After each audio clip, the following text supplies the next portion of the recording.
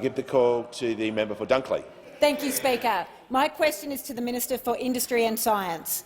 How will the National Reconstruction Fund help Australia to meet key national challenges, including creating new, high-skilled, secure jobs? Why is this important, and what are the risks to these reforms passing parliament? Give the call to the Minister for Industry and Science. Order.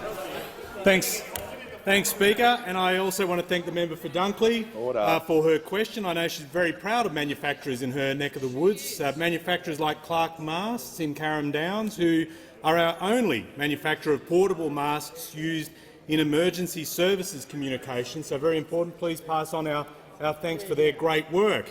National Reconstruction Fund is all about jobs. It's about creating real paying, secure work in our regions through to remote Australia, jobs in our outer suburbs as well, and including our suburbs like Carrum Downs, I might add. Jobs across the whole supply chain, high-vis jobs, tech jobs and sustainable jobs creation is at its heart. We want Australia to be a country that makes things, and the National Reconstruction Fund is part of that plan. And as a result of the NRF investments, we hope to see jobs emerge across supply chains and value chains, and that will include jobs not just in the production phase, but it will also include jobs in research and development on one end and sales and service at the other, and in between roles in design, logistics, distribution and marketing. And according to a 2020 report from the Advanced Manufacturing Growth Centre, around half of the jobs in modern manufacturing are in the production phase. So for every 10 jobs we can create on the factory floor, we create 2 in a research job, 4 in logistics and distribution, 2 in after-sales service and so on. So the NRF delivering for jobs across the manufacturing value chain. But I'm asked about risks.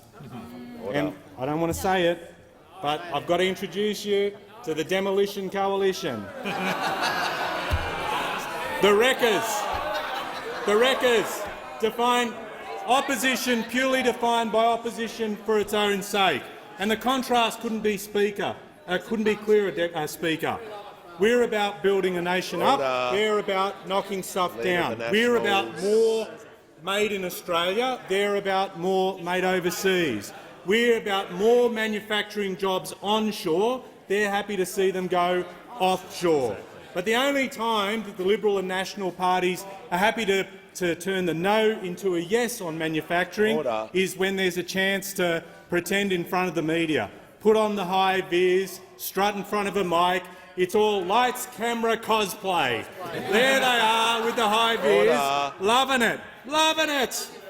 But there's a vote coming up, folks. There is a vote coming up, and they can show whether or not they will back Aussie manufacturing and blue-collar jobs.